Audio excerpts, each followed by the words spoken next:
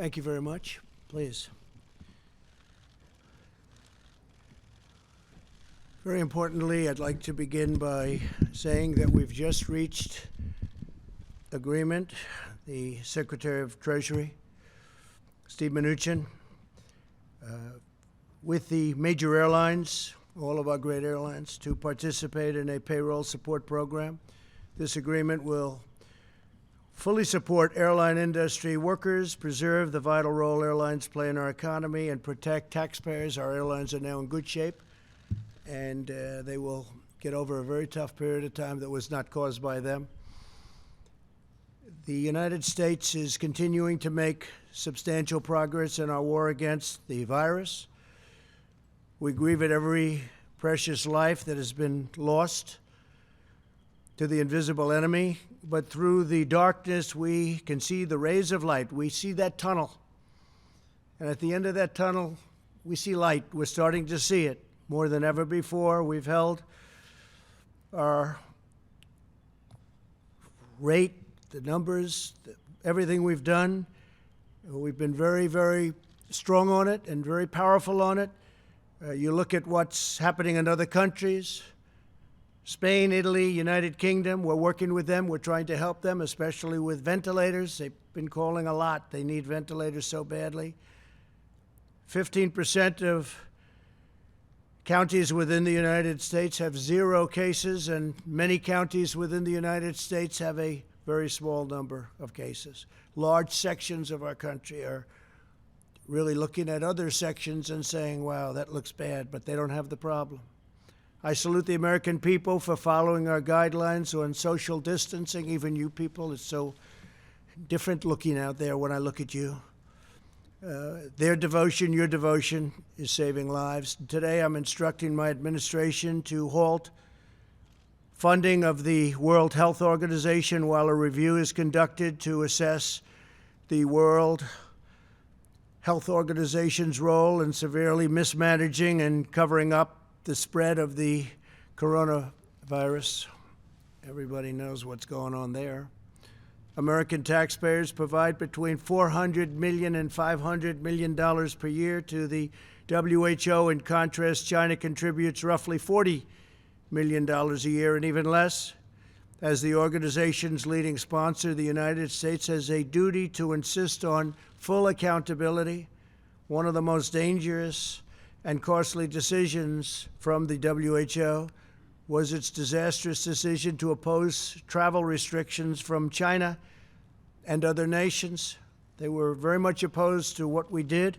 Fortunately, I was not convinced and suspended travel from China, saving untold numbers of lives. Thousands and thousands of people would have died. Had other nations likewise suspended travel from China, countless more lives would have been saved. Instead, look at the rest of the world, look at parts of Europe, other nations and regions who followed WHO guidelines and kept their borders open to China, accelerated the pandemic all around the world. Many countries said, we're going to listen to the WHO, and they have problems the likes of which they cannot believe. Nobody can believe. The decision of other major countries to keep travel open was one of the great tragedies and missed opportunities from the early days. The WHO's attack on travel restrictions put political correctness above life-saving measures. Travel bans work for the same reason that quarantines work.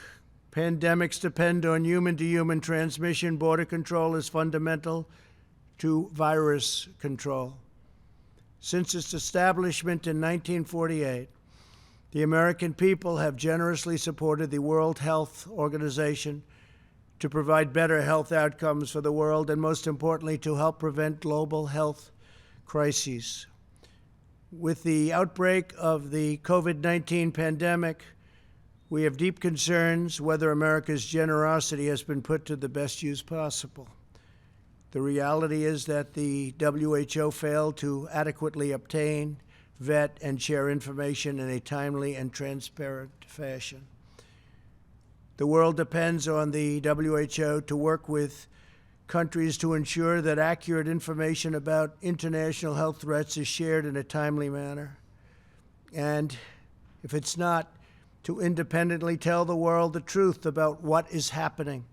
The WHO failed in this basic duty and must be held accountable. It's time, after all of these decades. The WHO failed to investigate credible reports from sources in Wuhan that conflicted directly with the Chinese government's official accounts. There was credible information to suspect human-to-human transmission in December 2019, which should have spurred the WHO to investigate and investigate immediately. Through the middle of January, it parroted and publicly endorsed the idea that there was not human-to-human transmission happening, despite reports and clear evidence to the contrary. The delays the WHO experienced in declaring a public health emergency cost valuable time, tremendous amounts of time. More time was lost in the delay it took to get a team of international experts in to examine the outbreak, which we wanted to do, which they should have done. The inability of the WHO to obtain virus samples to this date has deprived the scientific community of essential data. New data that emerges across the world on a daily basis points to the unreliability of the initial reports, and the world received all sorts of false information about transmission and mortality. The silence of the WHO on the disappearance of scientific researchers and doctors, and on new restrictions on the sharing of research into the origins of COVID-19 in the country of origin, is deeply concerning, especially when we put up by far the largest amount of money. Not even close. Had the WHO done its job to get medical experts into China to objectively assess the situation on the ground and to call out China's lack of transparency, the outbreak could have been contained at its source with very little death, and certainly very little death by comparison. This would have saved thousands of lives and avoided worldwide economic damage. Instead, the WHO willingly took China's assurances to face value, and they took it just at face value, and defended the actions of the Chinese government, even praising China for its so-called transparency. I don't think so. The WHO pushed China's misinformation about the virus, saying it was not communicable and there was no need for travel bans. They told us when we put on our travel ban, a very strong travel ban, there was no need to do it, don't do it. They actually fought us. The WHO's reliance on China's disclosures likely caused a 20-fold increase in cases worldwide, and it may be much more than that. The WHO has not addressed a single one of these concerns, nor provided a serious explanation that acknowledges its own mistakes, of which there were many. America and the world have chosen to rely on the WHO for accurate, timely, and independent information to make important public health recommendations and decisions. If we cannot trust that, this is what we will receive from the WHO. Our country will be forced to find other ways to work with other nations to achieve public health goals. We'll have no choice but to do that. Our countries are now experiencing, you look all over the world, tremendous death and economic devastation because those tasked with protecting us by being truthful and transparent failed to do so. It would have been so easy to be truthful. And so much death has been caused by their mistakes. We will continue to engage with the WHO to see if it can make meaningful reforms. For the time being, we will redirect global health and directly work with others. All of the aid that we send will be discussed at very, very powerful letters and with very powerful and influential groups and smart groups, medically, politically, and every other way. And we'll be discussing it with other countries and global health partners, what we do with all of that money that goes to WHO. And maybe WHO will reform, and maybe they won't. But we'll be able to see, as you know, in other countries hit hard by the virus, hospitals have been tragically forced to ration medical care and the use of ventilators. But due to our early and aggressive action, the skill of our healthcare workers, and the resilience of our healthcare system, no hospital in America has been forced to deny any patient access to a ventilator, with all of the talk you've heard, where some states wanted 40,000 ventilators. I said, that doesn't work, 40,000. And they ended up with 7,000 or 8,000, and they had no problem. 40,000 ventilators for one state. It was ridiculous.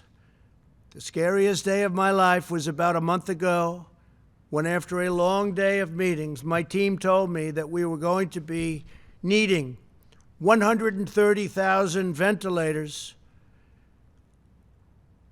that we were short hundreds of thousands of ventilators. This is the system we inherited.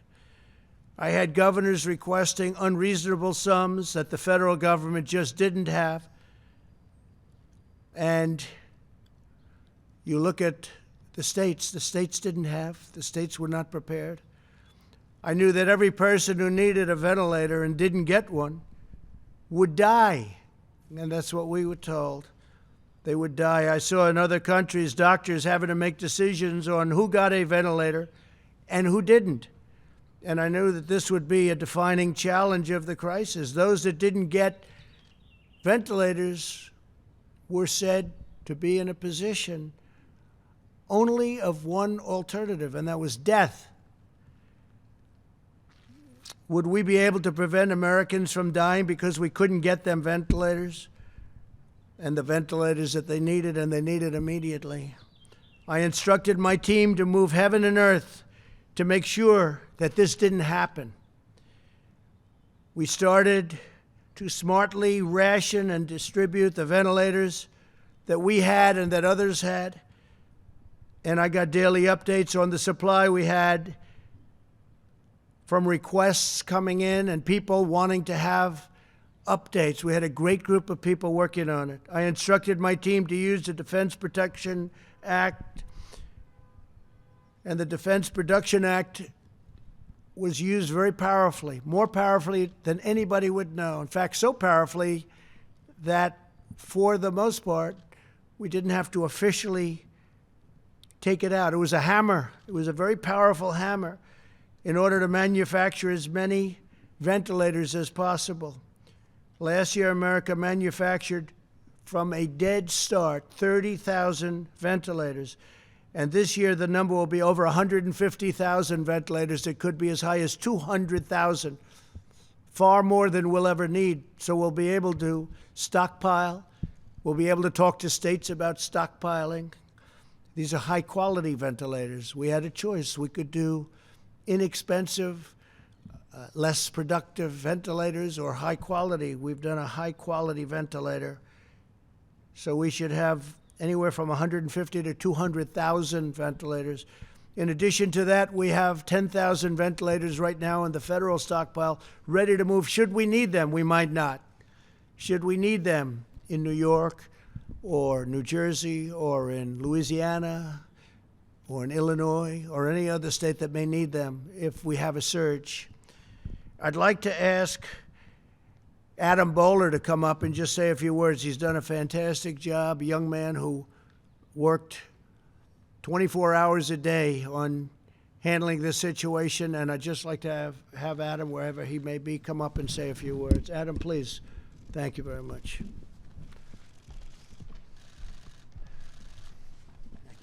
Thank you. Thank you, Mr. President. At your direction, this country has worked hard over the past few weeks to ramp up ventilator production through all means possible. Thousands of ventilators are coming in now, monthly, with over 100,000 by the end of June. At the same time, there are over 60,000 ventilators in our hospitals right now that are not in use. Knowing this, and at your direction, we reached out to the American Hospital Association to design a system that allows hospitals to lend ventilators to other hospitals right when they need it.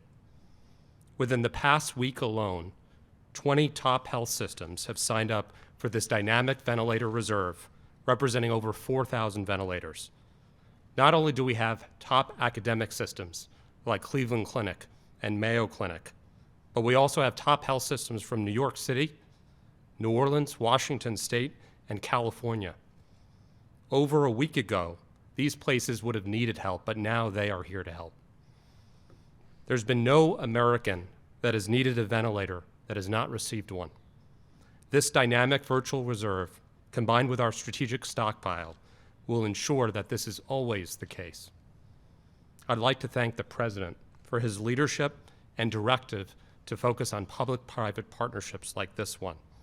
I'd also like to thank Sam Hazen from HCA, Lloyd Dean from Common Spirit, for leading this effort with the AHA and the Federation of American Hospitals. These have been difficult times. A few weeks ago, the Vice President came into my office and he reminded us of the power of the resilience of the American people and of private companies. We needed it that day, Mr. Vice President. This partnership is another example of Americans helping Americans. Thank you. Thank you very much. Fantastic. Thank you, sir. I'd shake his hand, but I'm not allowed to. Times have changed, haven't they? Thank you very much. You did a fantastic job. We're very proud of you. You and your whole team. Thank you. Today we are taking further action to maximize our oversupply and available ventilators. This afternoon I met with the leaders, the top people of many of America's big, powerful, beautiful, and very, very important hospitals and hospital associations who join us today. We had a great meeting, learned a lot, and they've been going through a lot. They've been doing a fantastic job, as everybody here will attest. I'm pleased to announce that my administration is partnering with the hospitals across the country to create an innovative new system called the Dynamic Ventilator Reserve, so that we're going to have tremendous numbers of ventilators that we're able to help our states with at a later date. If there's ever a problem like this, which we hope to God will never happen again. It was 1917, 1918. That's a long time ago. We hope it never happens again. And I'd like to ask Rick Pollack, CEO of American Hospital Association, Sam Hazen, CEO of HCA Healthcare, that's the largest in the United States, Warner Thomas, CEO of Ochsner Health, and if I could, Mai Hall. Are you here from Cleveland Clinic? Somebody? Good. Thank you. Come on up, folks. Please. Thank you. Say a few words. Thank you very much, Mr. President. We appreciate the opportunity to work with you and your team on the Dynamic Ventilator Reserve Program. This will provide a really important mechanism for us in serving our patients and communities by ensuring that this vital equipment will be available to critical areas that are in need. As this battle against this disease has affected the country a little bit unevenly, the rates of infection, hospitalization, and ICU use varies from one region to another. In some places with lower infection rates, some ventilators may not be in use, while other areas are potentially stretched beyond their capacity. The database of available ventilators that we are creating will allow us to flex so that we can make sure that available equipment can be shared with those in need. We appreciate the leadership of the health systems that are here today that has stepped forward. And Adam mentioned a few. I don't know if he caught Dr. Fritz Francois from NYU Langone and David Dill, the CEO of LifePoint as well. We appreciate the work of the administration in helping us find innovative solutions to ensure the best care for our patients. We'll continue to work with hospitals and health systems across the country to add to this reserve further. Your team has provided us with important leadership, and we look forward to working with you in making this a success. Thank you, Mr. President. Thank you very much. Thank you, Mr. President, Mr. Vice President, Adam, the team. I stand here before you in front of our 285,000 colleagues who provide care to patients every day across the country. One of the guiding principles we had when we went into this COVID-19 battle was to find partnerships with other components of the industry, partnerships with other health systems, but partnerships with governments, both local and federal. And we're proud to be a part of this private-public sector partnership, and I think it's going to do great good for the community. So thank you very much. Great job. Thank you.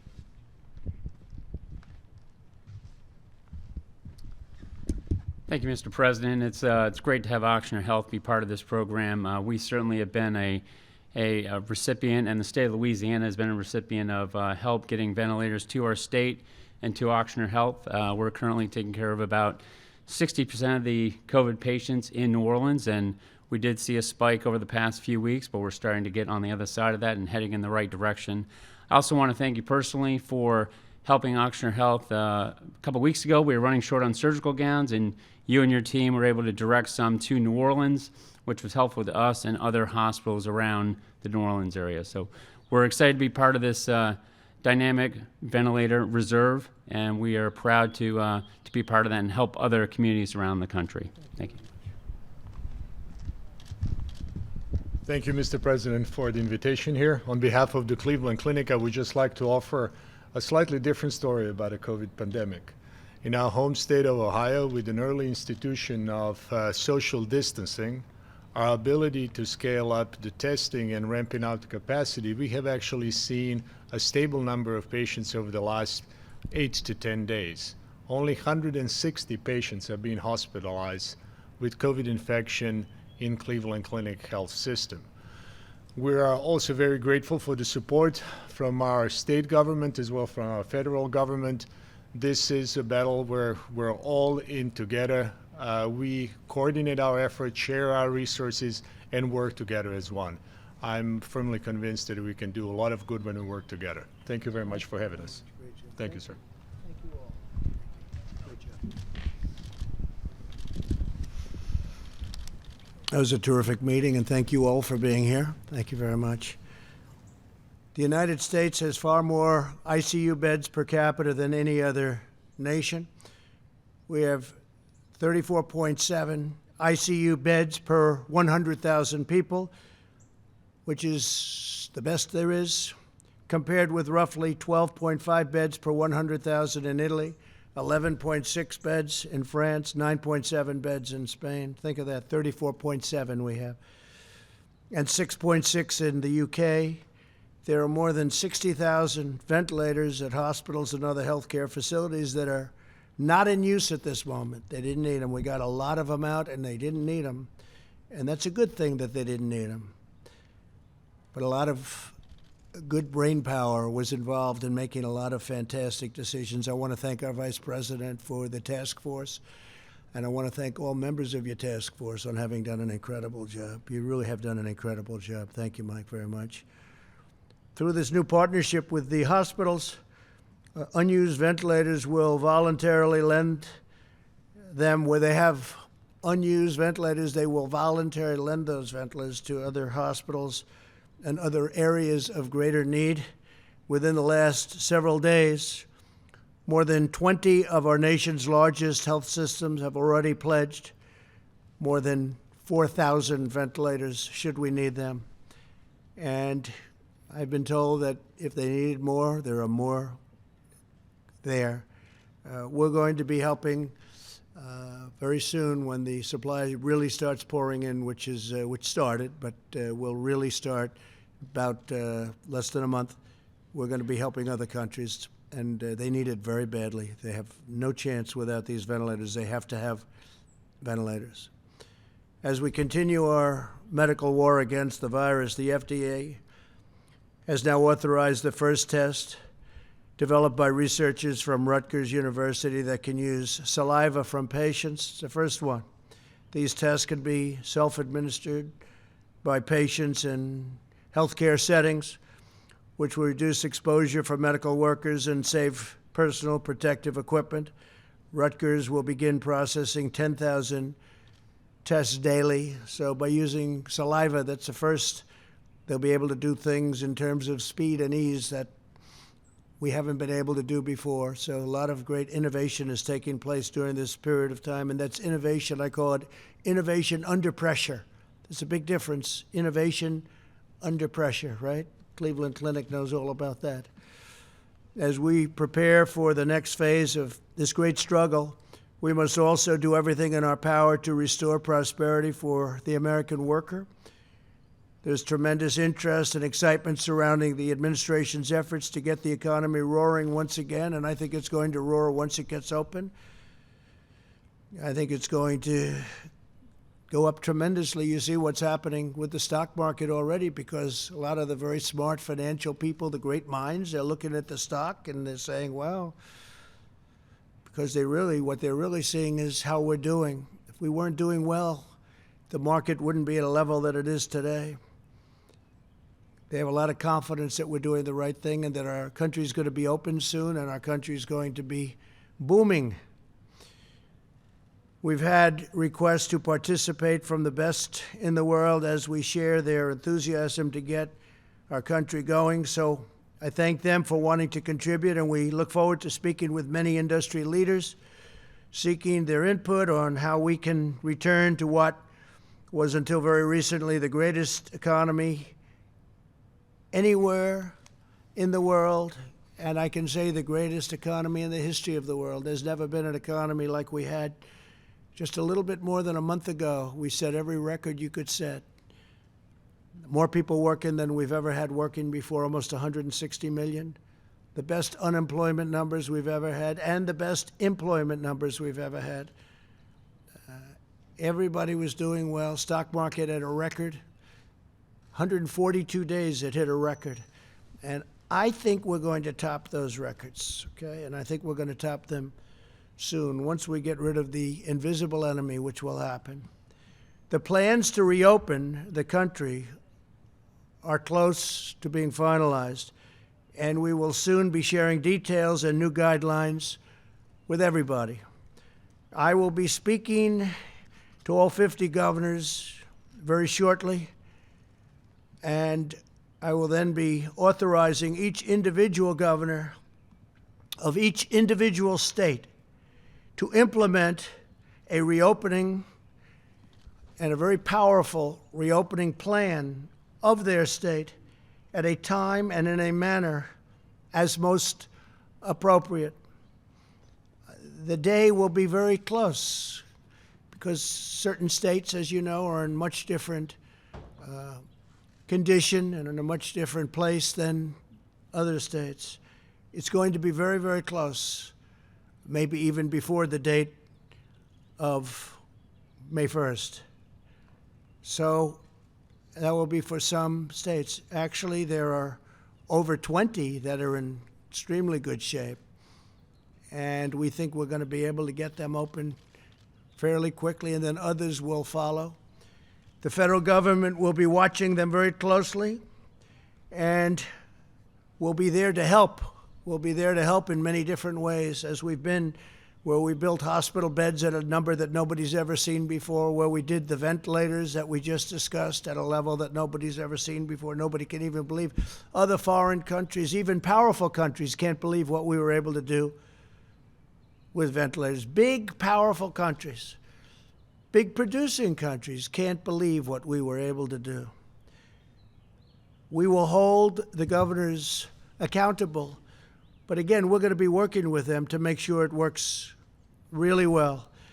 Now, we have a list of people that I'll be speaking to over the next very short period of time, in many cases tomorrow. We're going to have elected officials, and we'll be submitting that list to you within the next 24 hours. But we have a list of different industries that I'll be discussing by meeting by telephone because we don't want people traveling right now. The American Farm Bureau Federation, Zippy Duval, Cisco Systems, Tyson Foods, Purdue Farms, Cargill, Archer Daniels, Midland Company, Corteva, Tractor Supply Company, Seaboard Corporation, Grimway Farms, Mount Air Farms, and others in the agricultural business. In banking, it's Bank of America. Brian Moynihan's been great. J.P. Morgan Chase, Jamie Dimon, Goldman Sachs, Citigroup, Wells Fargo, U.S. Bancorp, Morgan Stanley, James Gorman, Grand Rapids State Bank, Southern Bancorp, all great institutions with lots to say and lots of good ideas. And if you look at how Paycheck has been working out, the numbers are incredible, and I hope Congress is going to be able to supplement the amount of money going to our workers. I hope they're able to get that done very quickly because it's been an incredible success. And many are already spending that money, and the money's been distributed at numbers that nobody believed possible for this short period of time. It was only a week ago. But a lot of money has been distributed already. It's going to keep our small businesses open. The Construction Labor Workforce International Union of Operating Engineers, Jim Callahan. North America Building Trades Union, Sean McGarvey. These are a lot of friends of mine. Laborers International Union of North America, Terry O'Sullivan. International Brotherhood of Teamsters, James Hoffa.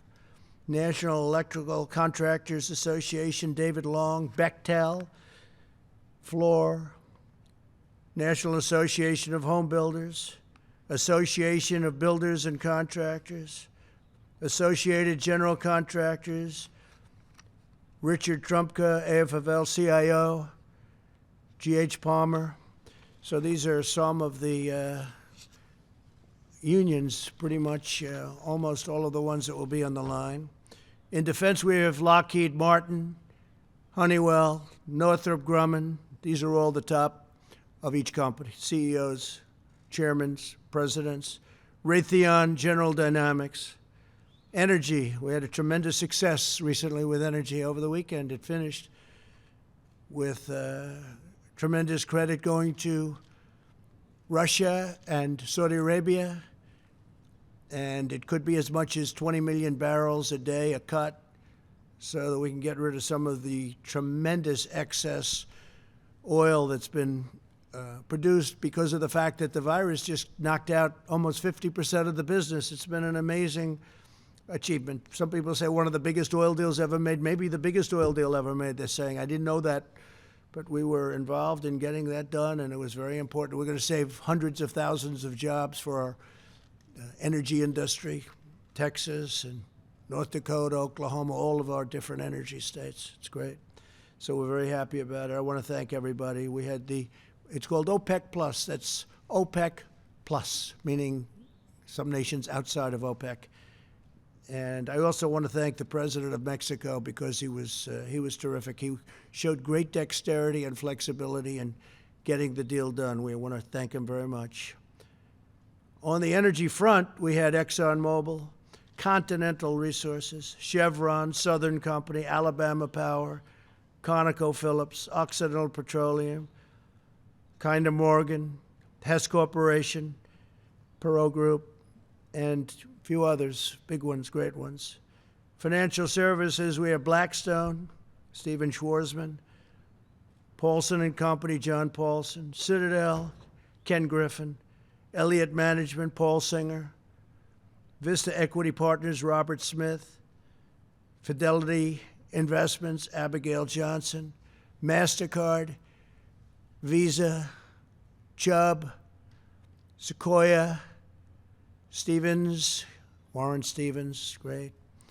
Charles Schwab, Chuck Schwab, will be here by phone. Food and Beverage National Restaurant Association, McDonald's, Darden Restaurants, Coca-Cola, Pepsi-Cola, Chick-fil-A, Subway, Bloomin' Brands, Yum Brands, Papa John's, Wendy's, Waffle House, Starbucks, Wolfgang Pup, Thomas Keller, Jean George, my friend Jean George, and Danielle. You know them. From the transportation world, FedEx, Fred Smith, a legend. United Airlines, Oscar Munoz. UPS, David Abney. JB Hunt. YRC Worldwide. Crowley Maritime.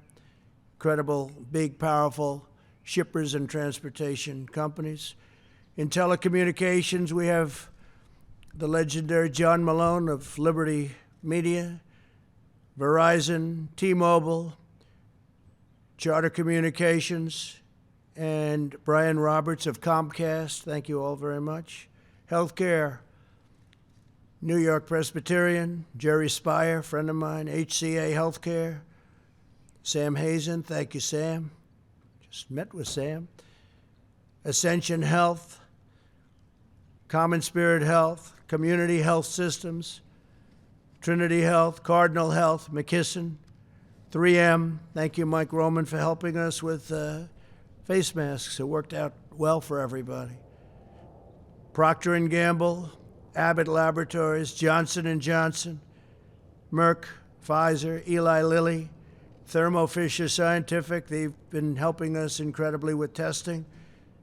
Gilead Sciences, Abivax, Regeneron, Biogen, Roche, and Roche has been fantastic on testing. The job they've done, I have to call them out. They have stepped up like very few.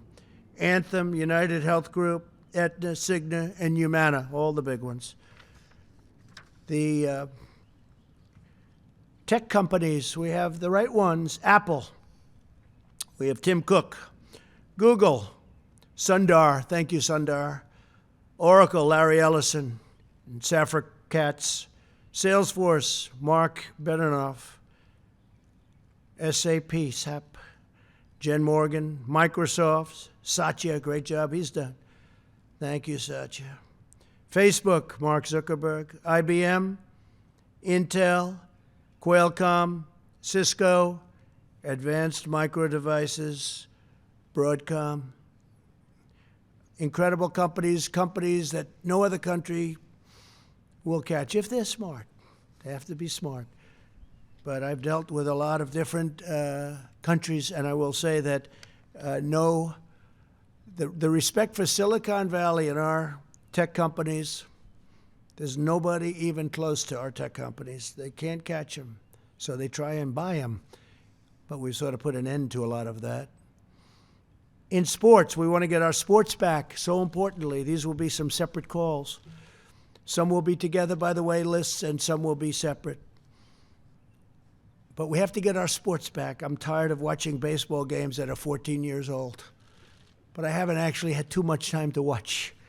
I would say maybe I watch one batter and then I get back to work. The NBA, Adam Silver. The Major League Baseball. We miss our baseball. This is baseball season right here.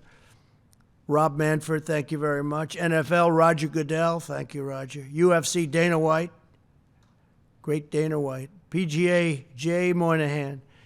LPGA, Michael Wan. USTA, Patrick Galbraith. Major League Soccer, Don Garber. WWE, the great Vince McMahon. NASCAR, Lisa Kennedy. Thank you, Lisa. NHL, Gary Bettman. From the New England Patriots, Bob Kraft. Dallas Cowboys, Jerry Jones. Dallas Mavericks, Mark Cuban. And some of the thought leaders that we're going to have, and there are some others that we are having, we're just waiting to hear, but everybody's saying yes, I must say. John Allison, Heritage Foundation. Kay Cole James, great person. Hoover Institute, Condoleezza Rice, another great person. Art Laffer, Steve Moore, Steve Forbes, Larry Lindsay, Catherine Reynolds, Scott Gottlieb, just spoke with Scott, Jim DeMint, and Jim has been a terrific friend, Bill Haggerty and Ray Washburn. And religious leaders will be coming on Friday. We'll be speaking to, and we're going to have a separate list, but we have tremendous enthusiasm to meet by our great religious leaders. We have incredible people, and they want to be a part. And we'll be talking about churches, and we'll be talking about opening, and we'll be talking about things that are very important to a lot of people, including me. We're going to find out how we're doing in that regard. So those are the names that we have on our list. They're the names that are, I think, the best and the smartest, the brightest, and they're going to give us some ideas. But we're all set, as I said. The governors are going to be opening up their states. They're going to declare when. They're going to know when. Some can open very, very shortly, if not almost immediately. We'll give a date, but the date's going to be in the very near future. So we'll get it open. Individual states, when the governors will be held accountable. If they need things, we'll help them get those things, but we want them to do their testing. We want them because they're equipped to do testing. We've created incredible testing. We've done more testing than anybody's ever done in the world right now. And we had a broken system, and now we have a great system. We have a system where other countries are coming to us and saying, we want to get some of those tests. I want to thank Abbott, because Abbott came up with the first simpler test. The first one was rough. I think it was more of an operation than a test. The first one was for anybody that took it. It was not easy. But now we have a very simple test with Abbott. Now we have saliva. We have lots of other things that are happening, but we have millions of tests. The governors are responsible. They have to take charge. They have to do a great job. And we're going to suggest that they check people through tests or otherwise coming into their states, and they run their states very strong. Eventually, we won't have to do that. Eventually, this will be gone. But for a while, we're going to do it. So they're going to take charge at their borders. They're going to take charge of people coming in, and maybe to an extent, depending on what they work out with a nearby state, it may be also people leaving. And they'll be able to do that very shortly. We'll be announcing a date, but it'll be very short. And frankly, it'll be at a time that will be earlier than the deadline that we imposed, the end of April. So we think that some of the governors will be in really good shape to open up even sooner than that. We'll speak to them, but we're all set. We're counting on the governors to do a great job. Others are going to have to take a longer period of time until they're in a position to say, we're ready to go, and that's okay. We understand that. Some of the governors have a very tough situation, but in almost all cases, it's all starting to come down. We're very proud of the job everybody's done. And if you look at the numbers, so the minimum, as portrayed, Deborah's here, Dr. Birx has been fantastic. The minimum was 100,000 deaths, and I hope to be substantially under the minimum, meaning we all hope, Mike, right? We all hope to be substantially under. We did the right thing because otherwise it would have been, the projections are 2 million people. The actual projection was 2.2 million people. And if you cut it in half, that would be 1.1 million people. That's many more. That's double the Civil War. And if you cut that in half, you're talking 500,000 or 600,000 people. That's what we lost in the Civil War. And that's cutting it. And we're not going to, that would not be acceptable. It would not be acceptable. One life isn't acceptable, but we weren't given that option. So I'm confident that these respected people that I just read from the list will give us some great ideas in addition to what the governors have learned. The governors have learned a lot. I've spoken to governors that at the beginning it was a contentious relationship, and now it's a very friendly relationship and a really great relationship. And I'm proud to say that some of them I think are friends. In some cases they're Democrats, but I think they like me and I actually like them. I'll tell you who they are someday. But we're all getting along, and we all want to do the right thing, and I think they're going to do a great job of leading their individual states. It'll be a beautiful thing to watch. They'll go and rely on their mayors and their local town officials. They bring it right down. And Washington shouldn't be doing that. We can't be thinking about a Walmart parking lot that's 2,000 miles away where we're doing testing, but a governor of a state can and a mayor can, and right down the line. So it's going to be, I think it's going to be a terrific system. And if we're unhappy with the state, we're going to let them know we're unhappy. And if they're not doing the job and they can't get the job done, and for some reason things are happening that we're not going to like the numbers are heading in a wrong direction, we'll have to do something that's very serious. We'll have to maybe close them up and start all over again. But I don't think we're going to have to do that. I think the governors are going to come out at a time that, and these will be individual dates, and the governors are going to come out at a time when they're ready. Some can come out very, very shortly. And we look forward to watching that process. I think it's going to be a very beautiful process. Our discussions will focus with the people that we're dealing with on rejuvenating the economy and always health, always health. Health and life living is number one. But the rejuvenated economy, and I think it's going to go quickly, we'll be utilizing our robust testing capacity for the governors. We'll be giving them what they need if they don't have it themselves. We hope by now they'll be able to have it themselves. We were hoping they would have had it themselves early on, but they weren't. But such great advances have been made. So we'll be dealing with them on that. And they can rely on us very strongly. They're going to be relying on us, I think, for some help.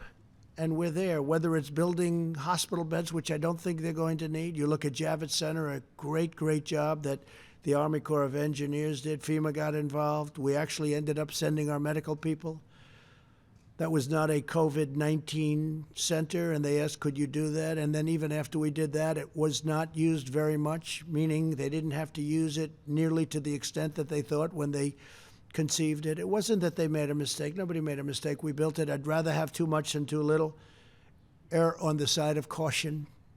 And it's really incredible what they did, including the two great ships. And I just want to thank a lot of really great people, a lot of great politicians. And again, we're going to be announcing the political list tomorrow. And on there, we're going to have a lot of senators, and we're going to be having a meeting with the governors probably on Thursday, a meeting by teleconference, and a lot of things will be discussed, and some of the details will be discussed. But we want them to do an incredible job of running their states. I think they'll do an incredible job, too. After having gotten to know so many of them, I think each one of them will do an incredible job. And again, the federal government is there. We have ventilators if they need them. We have beds if they need them. We have hospitals if they need them. We have a testing capacity that's now second to none, where, again, other countries are calling us. Countries that you thought were doing well are calling us for help on testing. So we're there to help. And with that, if you have a few questions, we'll take them. And if not, that would be okay, too. Yeah, go ahead, please, Jeff. Mr. President, two questions. First, on your announcement about the WHO, I understand your grievances with them, but can you address why it is the correct time to do this now in the middle of a Well, we're going to be dealing with countries, and we're going to be dealing with leaders of different parts of the world. We spend $500 million a year. We have for many years, far more than anybody else, including China. And I mean, look, I read off a long list of problems that we have, and we've had problems with them for years. It doesn't matter. We're looking at a term of 60 to 90 days. We're doing a very thorough investigation right now as we speak. But this should have been done by previous administrations a long time ago. And when you look at the mistakes that were made, all of the mistakes that were made, it's just something we have to look at.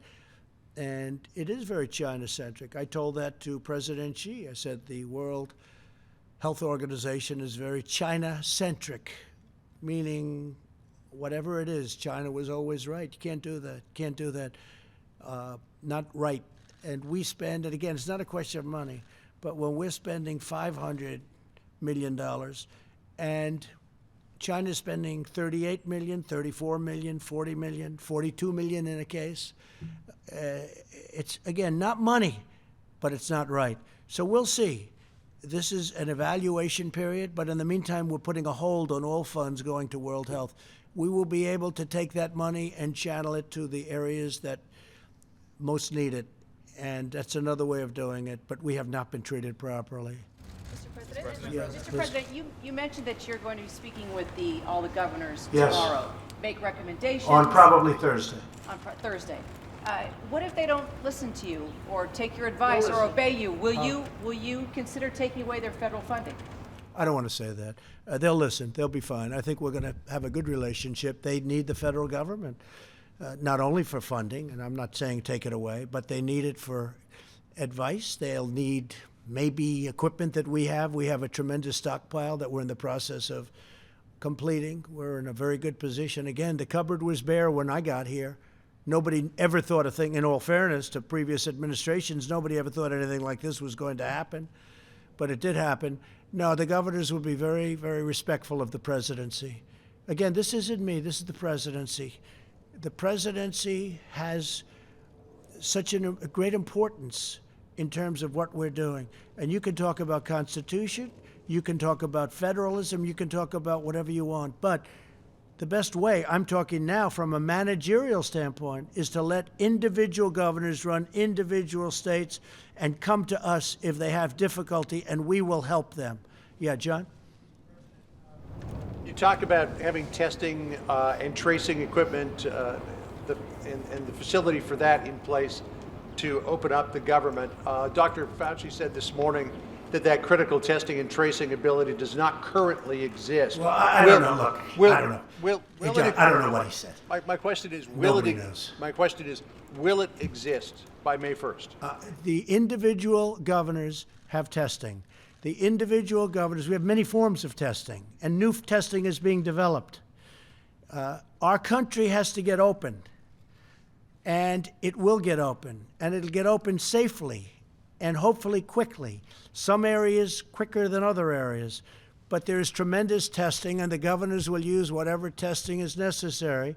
And if they're not satisfied with their testing, they shouldn't open. But they'll use whatever testing is necessary. Go ahead, please. Thank you, Mr. President. Back to the WHO. Will you support the organization again if Tedros is immediately replaced, or do you want to see him step down as possible? Well, we're doing an investigation.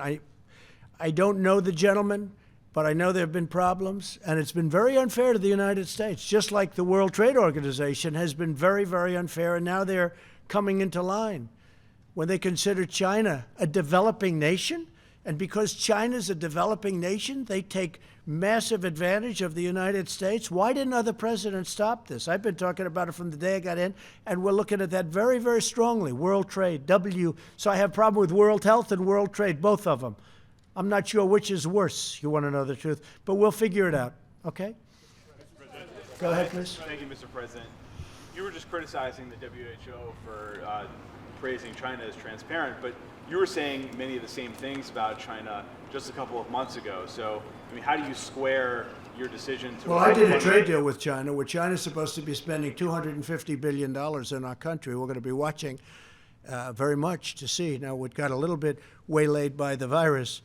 But look, I'd love to have a good relationship with China. But if you look, and we made a phenomenal deal. China has paid, because of me, China has paid us tens of billions of dollars over the course of a very short period of time.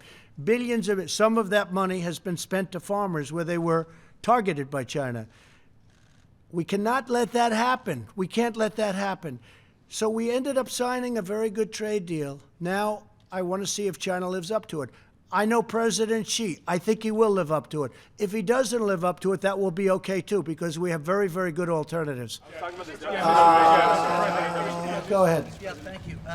Today, 600,000 cases, 25,000 deaths. I know you want to blame the WHO, but I've spoken to hundreds of people across the country in the last few weeks who say they still can't get tested, and that they aren't social distancing because so they the saw, governors, Excuse me. I know your question. You ready? The governors are supposed to do testing. It's up to the governors. Go ahead, please. Mr. President, go ahead, please. That's not the question. Quiet. Mr. President, quiet. If we could just get back to May 1. That they are not, Mr. President, that they are how many... following your lead, that they are not social The distancing. governors are doing the testing. It's now not up, and it hasn't been up to the federal government. Go ahead. Mr. President, I have a quick about follow on the social WHO, but distancing, sir. if The May question 1... I told them when they put this guy here, it's nothing but trouble. He's a showboat. If you keep talking, I'll leave, and you can have it out with the rest of these people. If you keep talking, I'm going to leave, and you can have it out with them. It's a simple question. Just a loudmouth. Go ahead. If you could kind of clarify, are you basically lifting your slow the spread before the No. May 1 deadline? No, And then, I'm and not then at how, all. and No. then how many The states? governors are going to be running their individual states. Some of them will say, no, I can't open now. And some of them may last longer than we even would think. Others will say, I can. You can go. I don't want to mention states, but there are numerous states that are in great shape right now. They're viewing the rest of the country like, we don't even believe this is happening. We have a lot of those states. They're set to open practically now. I mean, they would be open now. We're going to let them open sooner than the date. We're going to pick a date. We're going to get a date that's good, but it's going to be very, very soon, sooner than the end of the month. But there are many states out there that are looking at this and they're reviewing it and they're saying, we shouldn't be even included in this. You know, there are some that want to open up almost now. Now, if we disagree with it, we're not going to let them open. We're not going to let them open. If some governor said, you know, has a lot of problems, a lot of cases, a lot of death, and they want to open early, we're not going to let it happen. So we're there to watch. We're there to help. But we're also there to be critics. And on testing, very important, we've always wanted the states to do the testing. We're now providing great testing, but the state has to provide the great testing. The state has to provide the ventilators, but they didn't do that. So we ended up going into the ventilator business, essentially, and we've made tens of thousands of ventilators, and we solved a big problem for the states. But we want them to do the testing, and we are there to help. Yeah, please. I have two questions, or I have a question on the One governor. question, just one. Well, I have a question on the governor. So first, can I follow up on Jordan's One question. Go Can ahead. I follow up on Jordan's question? Do you Go ahead. want to walk back where you did praise China in January for being transparent about the I'm always coronavirus? respectful of China. I'm respectful of other countries. Why wouldn't I be respectful of China? In the meantime, China's paid us nothing in your last administration, nothing in any previous administration. They paid us tens of billions of dollars because of what we've done. And the trade deal we have, they have to give us $250 billion in purchases. Let's see if they do that.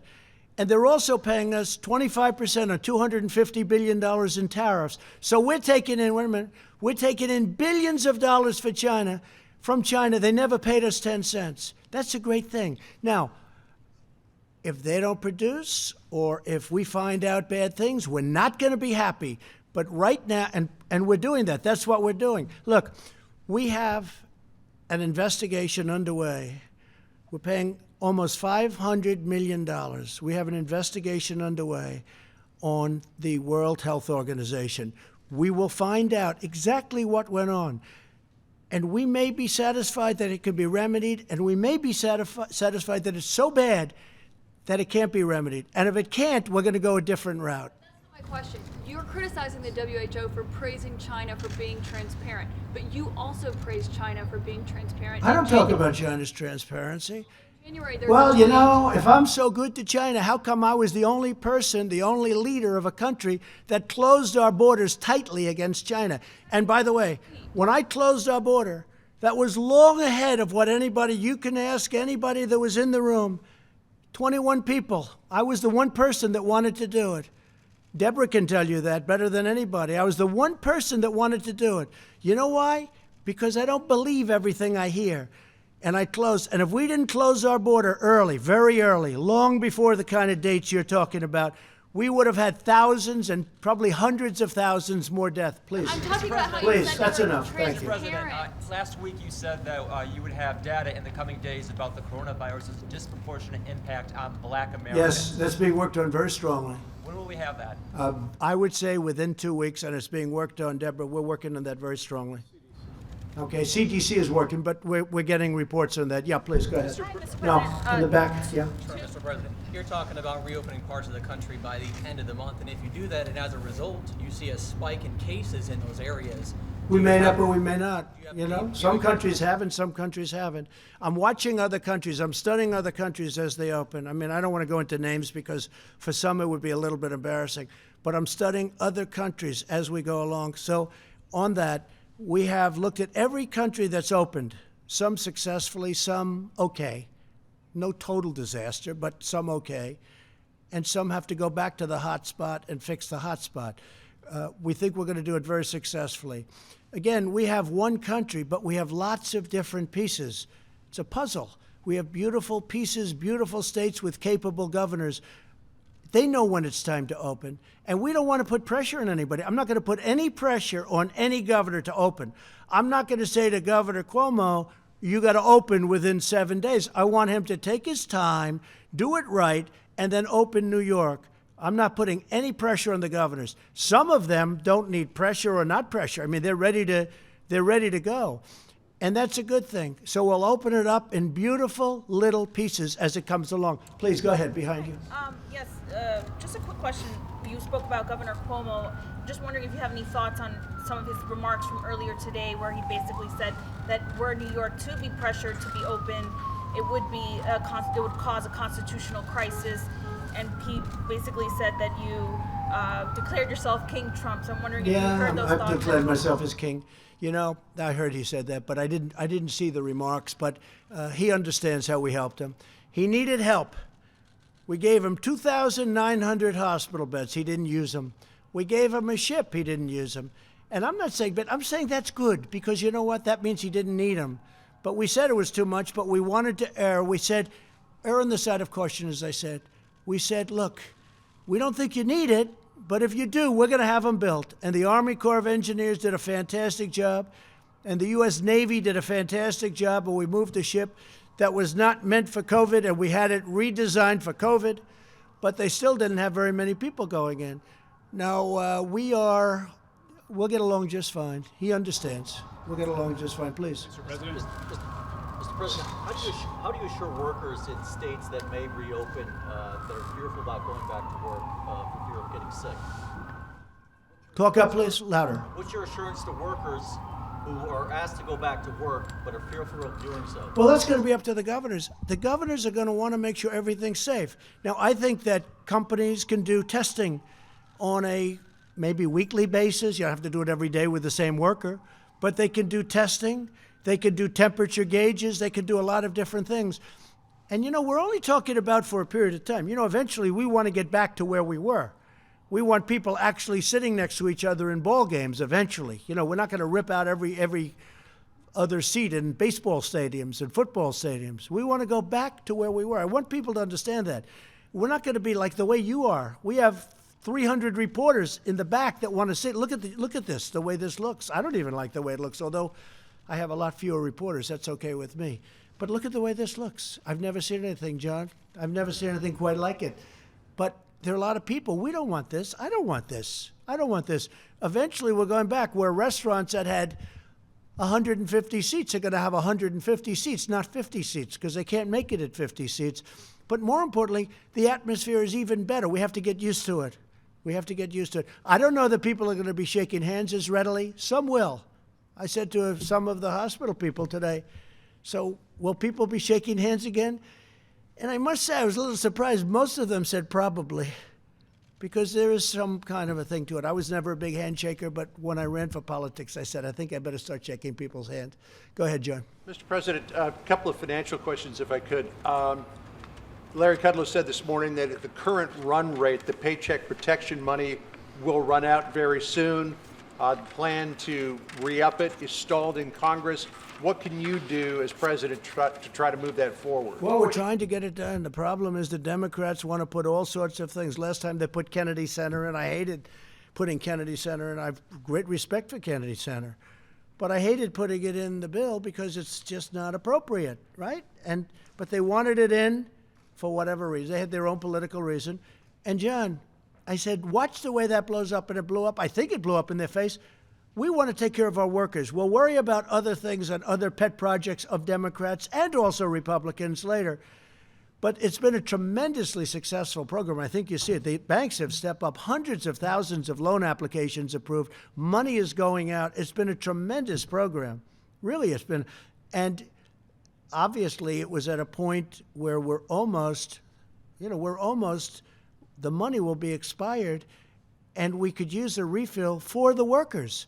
We want to be able to make sure that small businesses stay open, John, and I think that'll happen. Yeah, go ahead, please. Mr. President, today California's governor set out a list of 6 criteria for reopening the economy there. Did he consult with you on that? And also, You said earlier that there were as many as 20 states that could reopen their economies as early as May 1st. Could you list some of No, I didn't those? say all of them by May 1st, but there are 20 states. Actually, I was given a number. 29 states are in very, very good shape. I don't want to say whether or not the governor spoke with me about that, but we've had a very good relationship, Gavin Newsom, and very, very good relationship. Yeah, in the back. Go ahead, Mr. please. President, thank you very much. I have two questions. One is from a One person question. who can't- but a person who can't be here, and so I. Who cares? If you can't be here, that's too bad, you know, right? All right. Well, one question that I have is about from the United Nations. An economist, Maximo Torero, says that there's a danger that the food supply could be interrupted during this pandemic, and I wanted to know what you're going to do about Well, that. I think our farmers are incredible. They're producing levels of food like just unbelievable. Our transportation, that's one of the reasons I have the transportation people on the line tomorrow for the delivery of the food.